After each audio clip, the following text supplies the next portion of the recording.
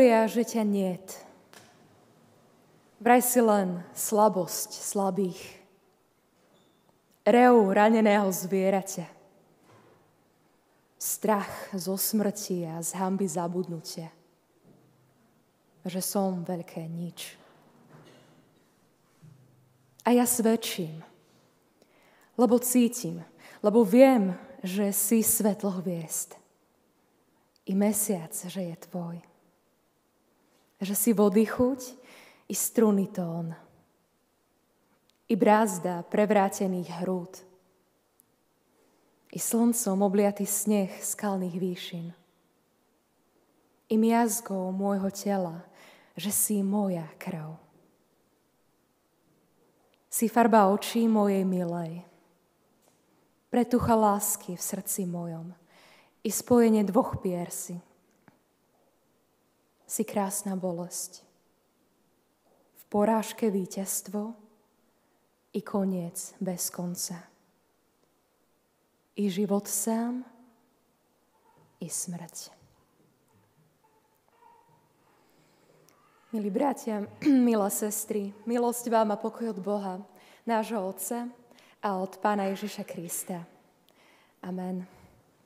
Z úcty k slovu Božiemu povstaňte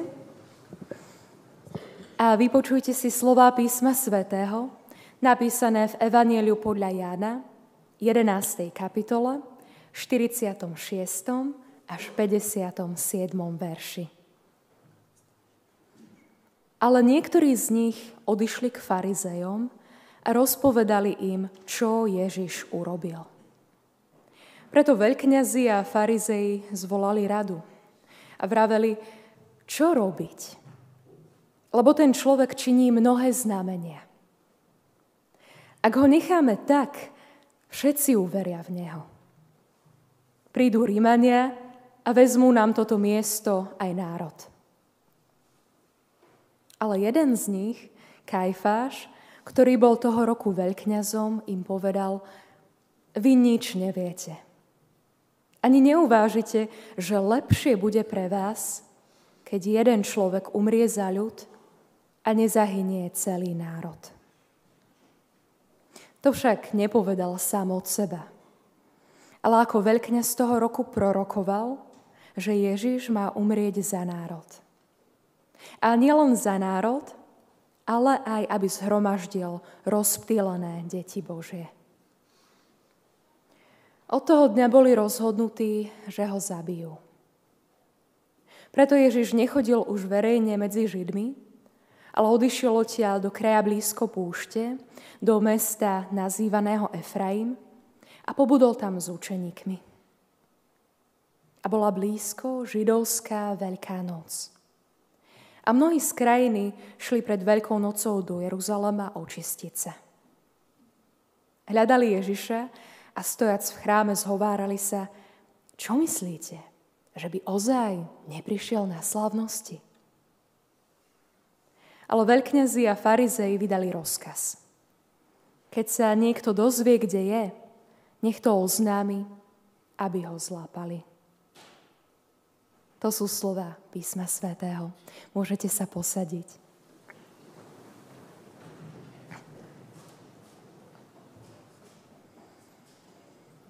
Sestri a bratia, je streda, 25. október roku 1944.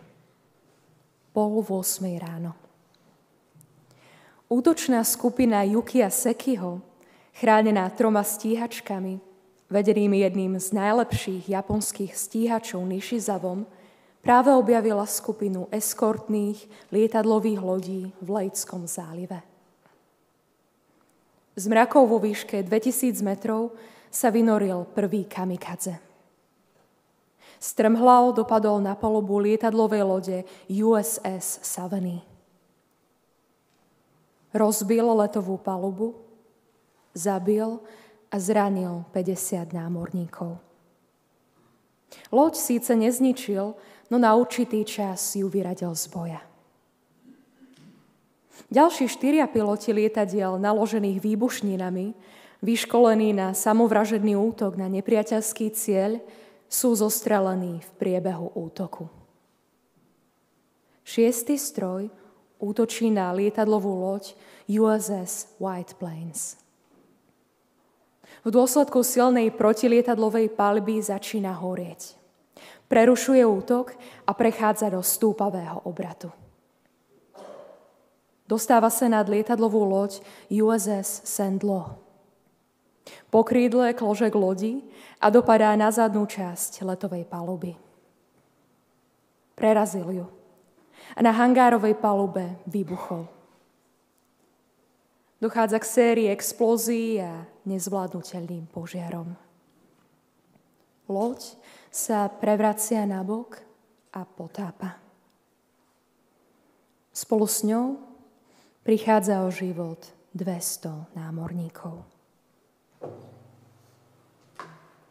Sestri a bratia, možno si spomínate na tragické udalosti druhej svetovej vojny, o ktorých ste počuli z úst vašich rodičov, starých rodičov či učiteľov na základnej škole.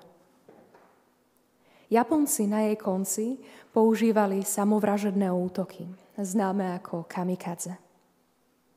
Odhaduje sa, že pre ne bolo vybratých okolo 1800 pilotov. Práve sme si priblížili priebeh diania, keď bolo kamikadze použité ako organizovaná taktika prvýkrát. Tragické udalosti sú na spadnutie aj v našom biblickom texte, určenom na dnešnú 5. pôstnu nedeľu. Nie náhodou sa volá smrtná. Ježišove dni sú spočítané. Kto by bol povedal, že na vlastné oči videný zázrak môže v srdciach svojich svedkov spôsobiť niečo iné ako vieru? Aký zázrak? Napríklad nedávne oživenie Lázára. Nie všetci z tých, ktorí ho uzreli vychádzať z hrobu, v ktorom ležal zviazaný už 4 dni, uverili v Ježiša ako zasľúbeného Krista. Niektorí z týchto očitých svedkov sa rozhodli žalovať na ňo farizejom. Tí spolu s vrchnými kňazmi zvolali veľradu. Veľrada alebo synedrium v židovstve plnilo funkciu súdneho dvora. Bol to najvyšší židovský úrad a schádzal sa pod predsedníctvom veľkňaza. Toho roku ním bol Kajfáš. Medzi právomoci tohto súdu spadalo riešenie prakticky všetkých duchovných i svetských záležitostí židovského spoločenstva. Čo robiť? Pýtali sa členovia rady. Ten človek činí mnohé znamenia. Ak ho necháme tak, všetci uveria v neho. Prídu Rímania a vezmú nám toto miesto aj národ. Ako by viera v Ježiša mohla spôsobiť problémy. A to celému ľudu. Je pravda, že medzi Rímom a miestnymi náboženskými a politickými inštitúciami vládlo napätie. Veľkňazi a farizei sa báli, že by sa táto krehká rovnováha moci mohla porušiť. Ak by došlo k spoločenským nepokojom, Rímania by okamžite zareagovali. Náboženstvo i vnútorné záležitosti židovského národa by skončili v rukách okupujúceho Ríma a milí veľkňazi a farizei by prišli o svoju moc aj vplyv. Strašidelná predstava. Rozhodli sa, že uprednostnia dobro väčšiny a Ježiša sa preventívne zbavia. Bude pre vás lepšie, keď jeden človek umrie za ľud a nezahynie celý národ, povedal Kajfáš svojim kolegom. Znelo to viac než logicky. Musia ho zabiť. A vydali na ňo zatýkač. Bratia a sestry, mohlo by sa zdať, že za rozsudok smrti si môže Ježiš sám. Odkedy v Káne premenil vodu na víno, spôsoboval len rozruch. A tie jeho provokatívne reči. Len blázon by si nebol vedomý dôsledkov takéhoto konania. No je to skutočne tak? Čo ak v tom má prsty alebo srdce niekto iný? V 1. Jánovom liste stojí: On je obeťou zmierenia za naše hriechy.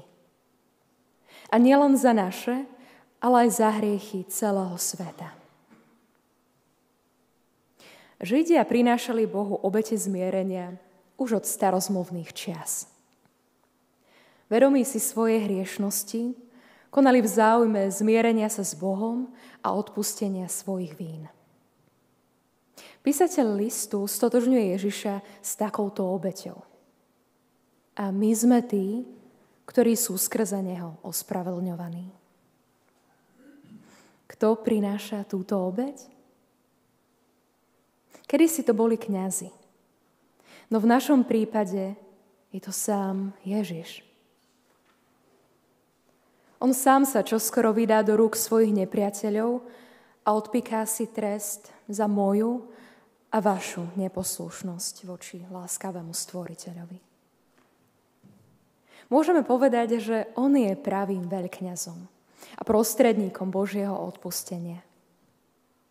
Odpustenia, ktoré presahuje hranice nášho mesta či krajiny, nášho spoločenstva. Ježiš zároveň zhromažďuje rozptýlené Božie deti a tvorí spoločenstvo cirkvi.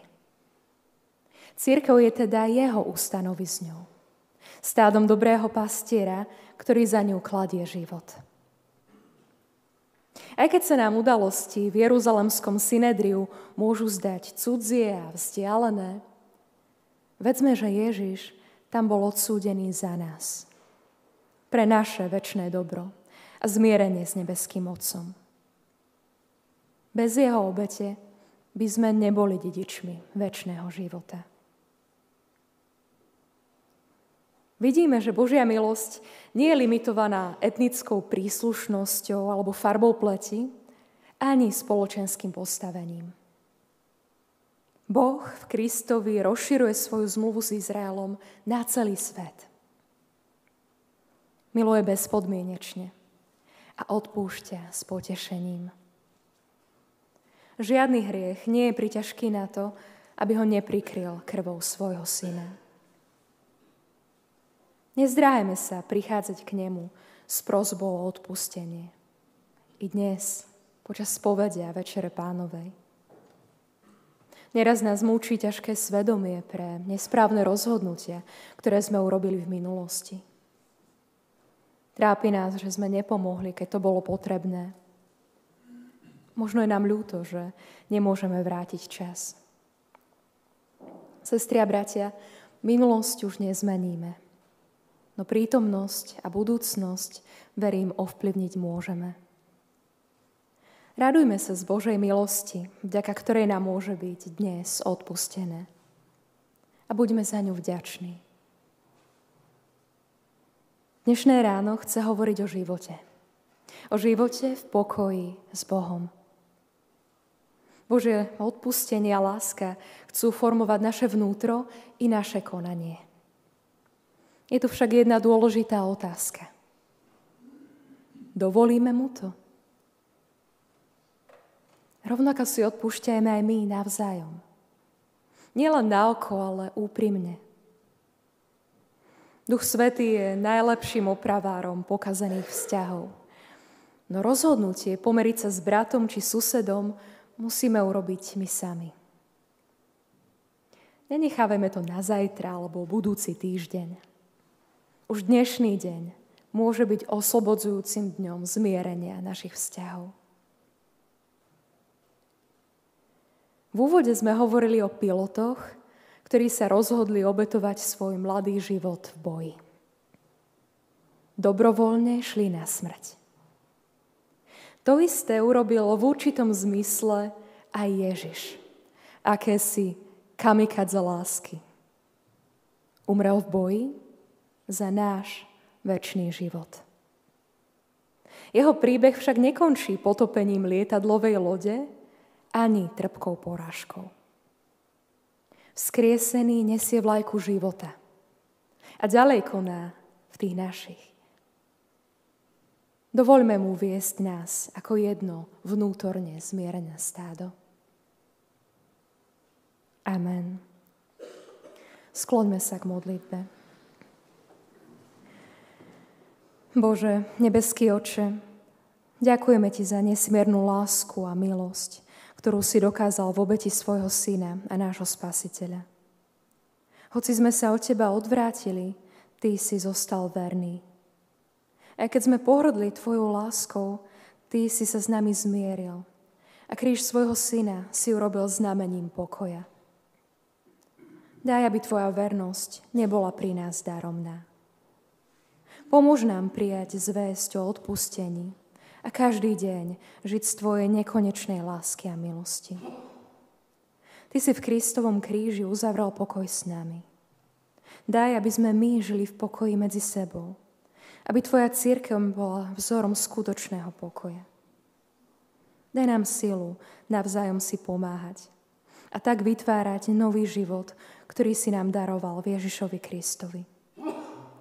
Predovšetkým však daj poznať svoju lásku tým, ktorí trpia, ktorí sú opustení, prenasledovaní. Budem blízky so svojou pomocou a budem svetlom a nádejou. Oče zmierenia, Bože pokoja, vypočuj naše prosby skrze Ježiša Krista, nášho Pána. Amen.